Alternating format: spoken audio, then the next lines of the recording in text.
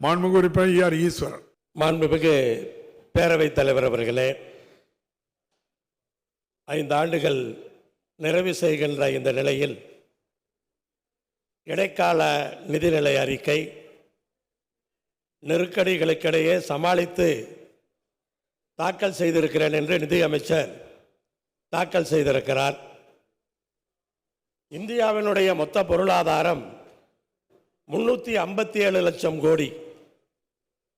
இந்தியாவினுடைய மொத்த கடன் 215 லட்சம் கோடி. தமிழ்நாட்டினுடைய மொத்த பொருளாதாரம் 41 லட்சம் கோடி. தமிழ்நாட்டினுடைய மொத்த கடன் 10.62 லட்சம் கோடி. இந்த ஒப்பீட்டை பார்த்தாலே தெரியும், கடன் வாங்குவதனால் அது எதற்காக வாங்குகிறோம் என்பதை பொறுத்துத்தான் விமர்சிக்கப்பட வேண்டுமே ஒழிய, இந்தியாவும் மொத்தமாக கடன் வாங்கி இருக்கிறது, பல மாநிலங்களும் கடன் வாங்கி இருக்கின்றன, தமிழ்நாடும் கட்டுக்குள்ளே கடன் வாங்கி இருக்கிறது என்று நம்முடைய நிதியமைச்சர் அவர்கள் இங்கே சொல்லி இருக்கிறார். நம்முடைய மொத்த பொருளாதாரத்திலே 1/4 பங்கு. ஆனால் இந்தியாவினுடைய மொத்த பொருளாதாரத்திலே கடன் எத்தனை பங்கு என்பதை பார்த்து கொள்ள வேண்டும். ஆனால் இன்றைக்கு நான் நிதியமைச்சரிடத்திலே கேட்டுக்கொள்வது, ஜிஎஸ்டியிலே இன்னும் பல குளறுபடிகள் இருக்கின்றன. குறிப்பாக ஒன்றை மட்டும், விசைத்தறியிலே ஜாப் ஒர்க் செய்கிறார்கள். அவர்கள் விசைத்தறியிலிருந்து துணியை நெய்து அவர்கள் விற்பது கிடையாது. நூலை அடப்புக்கு வாங்கி ஜாப் ஒர்க் செய்கிற அந்த விசைத்தறியாளர்கள் ஜிஎஸ்டிக்காக அந்த பதிவேட்டை மெயின்டைன் பண்ணணும், சப்மிட் பண்ணணும்னு 1000 பிரச்சனை இருக்கு. அவங்களாம் ஆள் போட முடியாது. அவன் 4 தறி வச்சுட்டு ஓடிட்டு இருக்கிறான், சம்பளம் தான் வரும்.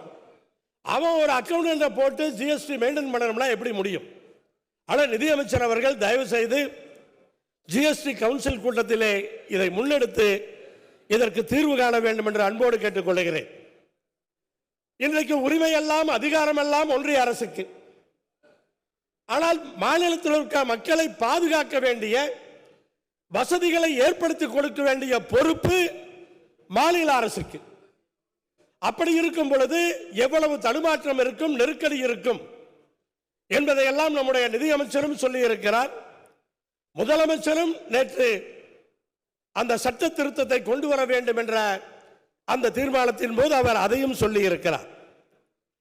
கல்வியை கூட நாம், அதற்கு கிடைக்க வேண்டிய நிதியை கூட ஒன்றிய அரசிடம் எத்தனை முறை கேட்பது?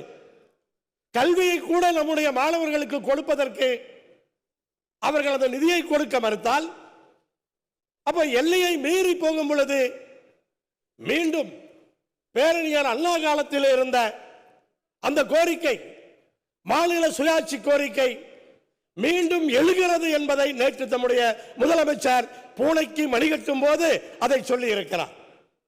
மிக அருமையான அறிக்கை, ஒரு பொக்கிஷமாக பாதுகாக்கப்பட வேண்டிய அறிக்கை. எந்த மாநிலங்கள் எல்லாம் தலைமையில் நிற்க பார்க்கிறது, தன்மானத்தோடு வாழ பார்க்கிறது, அந்த மாநிலங்களுக்கெல்லாம் நேற்று கொடுத்திருக்கிற அந்த புத்தகம் என்பது அவ்வளவு விவரங்களை உள்ளே அடக்கி இருக்கின்றது. எங்களுடைய பணத்தை கொடுக்கிறோம், எங்களுடைய பணத்தை கொடுக்கிறோம் என்று டெல்லியிலிருந்து சொல்லுகிறார்கள். யாருடைய பணம்? அது உங்களுடைய பணமா? நீங்க எங்கேயாவது உருவாக்கி கொண்டு வந்தீர்களா? நாங்கள் கொடுத்த பணம் தானே. அதை கொடுப்பதற்கு எங்களுடைய பணம் என்று நீங்கள் எப்படி சொல்ல முடியும்? நம்முடைய கல்வியை நாம் பாதுகாத்தாக வேண்டும், நம்முடைய சுகாதாரத்தை மக்களுக்கு நாம் கொடுத்தாக வேண்டும். இலங்கை தமிழர்கள் நம்முடைய தொப்புள் குடை உறவுகள், நாம் தான் பாதுகாத்தாக வேண்டும்.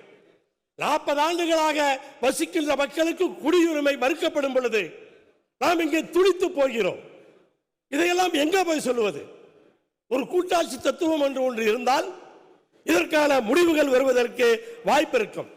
ஆனா பூனைக்கு நம்முடைய முதலமைச்சர் அவர்கள் மணிகட்டி இருக்கிறார். ஒரு மணி கட்டினால் ஓசை போதாது. பல மாநிலங்களும் ஒவ்வொரு மாநிலத்துக்கும் ஒரு மணியை பூனைக்கு கட்ட வேண்டும். இது தமிழ்நாட்டை தொடர்ந்து எல்லோரும் அதை செய்ய வேண்டும் என்றுதான் இந்த நேரத்தில் கேட்டுக்கொள்கிறோம். இலங்கை தமிழர்களுக்கு உண்மையை சொல்லுகிறேன், பல நாடுகளுக்கு பயணிக்கும் போது பார்க்கிறோம், அந்த நாடுகளில் இருக்கிற மரியாதை இந்தியாவிலே இலங்கை தமிழர்களுக்கு கிடையாது. அதான் உண்மை.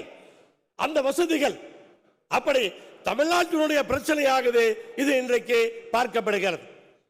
மீனவர்கள் கைது செய்யப்படுவது ஒரு தொடர் பிரச்சனையாக இருந்து கொண்டிருக்கிறது. மீனவர்கள் வெளியிலே படகில் சென்று விட்டால் மாதக்கணக்கிலே குடும்பத்தோடு தொடர்பில் இருக்க முடிவது கிடையாது. இப்போது எலான் மாஸ்க் நிறுவனத்தினுடைய ஸ்டார்லிங்க் கம்பெனியினுடைய ஒரு நெட்வொர்க் வந்திருக்கு. அது ஒரு போட்டுக்கு பார்த்தா ஒரு 1 லட்சம் செலவாக வாய்ப்பு இருக்கிறது. அதை கண்டிப்பாக முதலமைச்சர் அவர்கள் ஒரு மானிய விலையிலே அந்த மீனவர்களுக்கு கொடுப்பதற்கு முன்வர வேண்டும். நான் நேற்றைய தினம் கோவாவுக்கு பக்கத்திலே மீன் பிடித்துக் கொண்டிருந்த ஒரு ராமேஸ்வரன் மீனவனோடு நான் வீடியோ காலிலே பேசினேன். அந்த இயந்திரத்தின் மூலமாக அது இருந்து அவ்வளவு மகிழ்ச்சியாக இருக்கிறார்கள். நான் கேட்டேன், ஒவ்வொரு படகுக்கும் இது இருந்தால் வசதியாக இருக்குமா என்று கேட்டேன். அவர் சொன்னார், இதைவிட மகிழ்ச்சி எங்களுக்கு என்ன இருக்கிறது என்று சொன்னார். ஆனால் தயவு செய்து முதலமைச்சர் அவர்கள் அந்த மீனவர்களுக்கு படகுகளிலே ஸ்டார்லிங்கினுடைய அந்த எந்திரத்தை கொடுப்பதற்கு முன் வர வேண்டும். கச்சத்தீவை மீட்டாக வேண்டும் என்பதிலே மாற்று கருத்து கிடையாது. ஆனால் அதை மீட்கின்ற வரை மீனவர்களுக்குரிய அந்த சுமூகமான போக்கை உருவாக்க வேண்டும். இலங்கை அரசுக்கும் இந்திய அரசுக்கும் இதைவிட ஒரு நட்புறவு இருப்பதற்கான வாய்ப்பு கிடையாது. நம்ம மாதிரி வசதியான அந்த போட்டுகள்லாம் இன்னைக்கு வந்து அரசாங்கத்தின் உதவியோடு நம்முடைய மீனவர்கள் ஒரு நல்ல போட்டுகள்லாம் இன்னைக்கு பண்றாங்க. ஆனால் இலங்கையில் இருக்கிற மீனவர்களுக்கு அந்த வசதி கிடையாது. கச்சத்தீவில் ஏதோ ஒரு ஏற்பாடு செய்து அதை மீன் பிடிக்கின்ற மையமாக மாற்றி இலங்கையில் இருக்கிற மீனவர்களும் நம்முடைய மீனவர்களும் ஒன்றாகவே மீன் பிடித்து ஒரு 50% ரெண்டா பிரித்து அங்கேயே ஏல விட்டு வருகிற பணத்தை எடுக்கக்கூடிய ஒரு வசதி அப்படி ஏதாவது செய்தோம் என்று சொன்னால் ஒரு சுமூகமான உறவு ஏற்படுவதற்கு வாய்ப்பு இருக்கிறது. அதன் மூலமாக நம்முடைய மீனவர்கள் கைது செய்யப்படுவதை நாம் இன்றைக்கு தடுக்க முடியும். அதற்கான முயற்சிகளை மேற்கொள்வதற்கு முதலமைச்சர் அவர்கள் முன்னெடுக்க வேண்டும் என்ற நேரத்தில் கேட்டுக்கொள்கிறேன். இந்தியாவை பொறுத்தவரை வட இந்தியா வேறு, தென்னிந்தியா வேறு. அப்படியே லைன் போட்டு பார்த்தோம்னு வச்சுக்கோங்க, அங்க இருக்கிற வசதி வேற, இங்க இருக்கிற வசதி வேற. ஒரு தரவுகளை பார்த்தோம்னா 300% நம்ம வசதி அதிகமாக இருக்கு. வாழ்க்கை தரம் இன்றைக்கு இங்கே உயர்ந்திருக்கிறது. 1960களில் ஆரம்பிக்கும் பொழுது நாமும் வட இந்தியாவில் இருக்கிற மாநிலங்களும் ஒரே லெவலில் தான் ஆரம்பித்தோம். ஆனால் இன்னைக்கு இருக்கிற நிலைமை என்ன? காரணம் என்ன? இங்கே தமிழ்நாட்டை பொறுத்தவரை ஆண்களுக்கு இணையாக பெண்களும் வருமானம் ஈட்ட வேண்டும் என்று முதலமைச்சர் அவர்கள் பல்வேறு திட்டங்களை தீட்டிக் கொண்டிருக்கிறார். ஆண்களுக்கு இணையாக பெண்கள், ஒரு குடும்பத்திலே ஆண்களுக்கு இணையாக பெண்கள், இதுதான் டபுள் என்ஜின். இந்த டபுள் என்ஜின் தான் நம்மளை வளர்த்தது.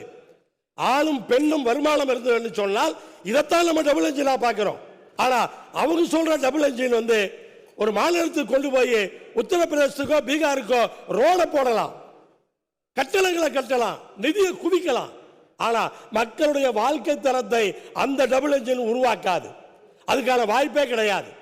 நம்முடைய வாழ்க்கையை பொறுத்தவரை 2030 அளவுக்கு நம்ம வளர்ந்துருக்கோம். வட மாநிலங்களை ஒப்பிட்டோம்னா 1980 இருக்கு. 50 வருஷம் பின்தங்கி இருக்கிறார்கள் அவர்கள். அப்படிப்பட்ட ஒரு முன்னேற்றத்தை இன்றைக்கு நாம் இங்கே பெற்றிருக்கிறோம். பட்டா இதை போல எப்போதுமே கொடுத்தது கிடையாது. ஒரே ஒரு விஷயத்தை மட்டும் நான் பதிவு செய்கிறேன். ஒரு பட்டா கொடுத்தப்ப மணசமுத்திரத்தில் மங்களம் ஊராட்சியில் நத்தமேடுன்னு ஒரு கிராமம் இருக்கு. பட்டா கொடுத்தோம். பட்டா கொடுத்த பின்னாடி ஒரு வயசான அம்மா அந்த பட்டாவை வாங்கினாங்க. 40 வருஷமா அந்த பட்டாவுக்கு அலையிறாங்க. பட்டா வாங்கிட்டு அவங்க மைக்கில் சொன்னாங்க, யூடியூப்ல போய் பார்த்தீங்கன்னா தெரியும். மைக்கில் சொன்னாங்க, ஐயா முதலமைச்சர் கொடுத்த இந்த பட்டாவை நான் அன்றைக்கு வாங்கிட்டேன்.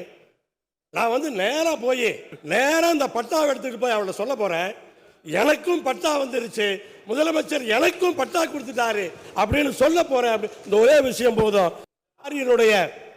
லாரியினுடைய எஃப்சியை பொறுத்தவரை அந்த எஃப்சியில் எவ்வளோ வருஷம் ஓடிந்தாலும் அந்த எஃப்சி வந்து ஒரு 800 850 ஒரே ரேட் இருந்தது. இப்போ வந்து வருஷத்தை கணக்கிட்டு 10 மடங்கு அளவுக்கு அந்த எஃப்சி கட்டணம் ஏறி இருக்கு. அவங்களெல்லாம் போராட்டத்தில் இருக்காங்க. அதனால் தயவு செஞ்சு போக்குவரத்து துறை அமைச்சர் அவர்கள் அதை பரிசீலித்து அதற்கான அந்த உயர்த்திய கட்டணத்தை குறைக்க வேண்டும் என்று அன்போடு கேட்டுக்கொள்கிறேன். கன்வர்ஷன் கான்க்ளேவ் ஒரு அருமையான முயற்சி, பாராட்ட வேண்டிய முயற்சி. பல கேள்விகளுக்கு அந்த கன்வர்ஷன் கான்க்ளேவ் தொழில்துறையின் சார்பாக போட்டது பதிலை கொடுத்திருக்கிறது. தனிமனித ஒழுக்கம்தான் குற்றங்களை குறைக்கும் என்று நான் பேசியிருக்கிறேன். நான் இந்த நேரத்தில் குறிப்பாக கேட்பது, அரசு பள்ளிகளிலே பல்வேறு வேலைகளை செய்கிறோம். தனியார் பள்ளிகளில் இருப்பது போல பெற்றோர் ஆசிரியர் சந்திப்பு என்பது அரசு பள்ளிகளிலே நிகழ்வது கிடையாது. வெரி ரேராக யாராவது நடத்தலாம், ஆனால் பெரும்பாலும் நடக்கிறதில்ல. பெற்றோர் ஆசிரியர் சந்திப்பு அரசு பள்ளிகளிலே நடத்தினோம் என்று சொன்னால் கண்டிப்பாக அந்த தனிமனித ஒழுக்கம் என்பது மேம்படும் என்ற இந்த நேரத்திலே பதிவு செய்து, நீரேற்று பாசனம் விவசாயிகளாக செய்து கொள்வது, முதலமைச்சரையும் நான் 2 முறை பார்த்து பேசியிருக்கிறேன்.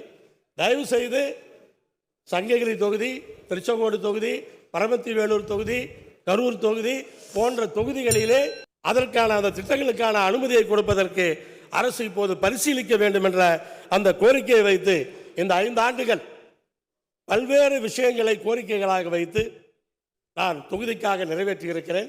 தொகுதி மக்களின் சார்பாக முதலமைச்சர் அவர்களுக்கு, துணை முதலமைச்சர் அவர்களுக்கு, அமைச்சர் பெருமக்களுக்கு, பேரவைத் தலைவருக்கு, துணை பேரவை தலைவருக்கு மற்றும் இருக்கிற சட்டமன்ற உறுப்பினர்களுக்கு, சக சட்டமன்ற உறுப்பினர்களுக்கு, குறிப்பாக இந்த விஷயங்களை எல்லாம் முதலமைச்சர் உத்தரவிட்டாலும் தொகுதிகளிலே பணியாற்றி முடித்திருக்கிற சென்னை தலைமைச் செயலகத்திலே பணியாற்றுகின்ற அதிகாரிகள் அத்தனை பேருக்கும் இந்த நேரத்திலே நன்றி பாராட்டி பேரவைத் தலைவருக்கு மீண்டும் நான் நன்றி கூறி விடைபெறுகிறேன். நன்றி, வணக்கம். மாண்புமிகு பள்ளிக்கல்வித்துறை அமைச்சர். மாண்புமிகு பேரவைத் தலைவர்களே, அண்ணன் அவர்கள் சொன்னது போல் இந்த பெற்றோர் ஆசிரியர்களுடைய அந்த மீட்டிங் கண்டிப்பாக இருக்குன்னு சொல்லியிருக்காங்க. வெரி ஃபஸ்ட் டைம் நம்முடைய திராவிட மாடல் அரசில் தான் 7 விதமான மண்டல மாநாடு அதுக்கான விழிப்புணர்வு மூலமாக நடத்தி காமிச்சிருக்கோம். ஒவ்வொரு மண்டல மாநாட்டிலையும் ஒரு 40,000 பேர் கலந்துக்கிட்டாங்கன்னா இது ஒரு நாள் நிகழ்வுக்காக அது நடத்தப்படுவதல்ல. அது இதுக்கான அந்த விழிப்புணர்வு ஏற்படுத்த வேண்டும் என்பதற்காகத்தான் ஒவ்வொரு ஸ்கூல்லையும் இந்த மாதிரியான பெற்றோர் ஆசிரியர் மாநாடு நடத்தணும். மாண்புமிகு தமிழ்நாட்டு முதலமைச்சர் கூட விருதாச்சலத்தில் நடந்த மாநாட்டில் கிட்டத்தட்ட 1.5 லட்சம் பேர் கலந்துக்கிட்ட பெற்றோர் ஆசிரியர்களை இணைக்கக்கூடிய ஒரு பணியை தான் நாங்கள் அதை செய்து கொண்டிருக்கிறோம். தனி மனித ஒழுக்கம் என்று வரும்பொழுது அது வகுப்புலேயும் அதை கொண்டு வரதுக்கான அடுத்த கரிக்குலம் நாங்கள் ரெடி பண்ணிக்கிட்டு இருக்கோம். அதுலேயும் கண்டிப்பாக அதையும் நாங்கள் கொண்டு வருவோம். நீங்கள் சொன்ன மாதிரி நல்ல ஒரு சமுதாயத்தை நாம் உருவாக்கும் போது ஃபஸ்ட்டு டிசிப்ளின் ரொம்ப முக்கியமாக நாங்கள் பார்க்கப்படுகின்றது. ஸோ அந்த சோஷியலைஸ் பண்ணக்கூடியதுக்காக தான் மகிழ் முற்றம் அப்படிங்கிற ஒரு திட்டத்தை, ஹவுசிங் கான்செப்ட், நம்ம ப்ரைவேட் ஸ்கூலில் மட்டும் இருக்கக்கூடிய ஹவுசிங் கான்செப்டை இதுலேயும் நாம் கொண்டு வந்திருக்கிறோம். ஸோ கண்டிப்பாக வரும் காலத்தில் அந்த மாதிரியானதில் அதிகப்படியாக கவனத்தை செலுத்தப்படும் என்பதை நான் தெரிவித்துக்கிறேன். மாண்புமிகு போக்குவரத்துறை அமைச்சர். மாண்புமிகு பேரவைத் தலைவர்களே, மாண்புமிகு உறுப்பினர் அண்ணன் ஈஸ்வரன் அவர்கள் குறிப்பிட்ட அந்த லாரி உரிமையாளருடைய பிரச்சனை குறித்து சொன்னார்கள். எஃப்சி எடுக்க வேண்டிய லாரிகளுக்கு கட்டண உயர்வு என்பது ஒன்றிய அரசு நிர்ணயித்தது. இருந்தாலும் மாண்புமிகு தமிழ்நாடு முதலமைச்சர் அவர்களுடைய கவனத்திற்கு கொண்டு சென்றவுடன் 3 மாத காலத்திற்கு அது ஒத்திவைக்கப்பட்டிருக்கிறது. எனவே அவர்களுடைய பிரச்சனையை மாண்புமிகு முதலமைச்சர் அவர்கள் கருணையோடு கவனித்து வருகிறார் என்பதை தெரிவித்துக் கொள்கிறேன். மேலும் இதுபோன்ற செய்திகளுக்கு KMDK லைவ் சேனலை லைக் பண்ணுங்க, ஷேர் பண்ணுங்க, சப்ஸ்கிரைப் பண்ணுங்க.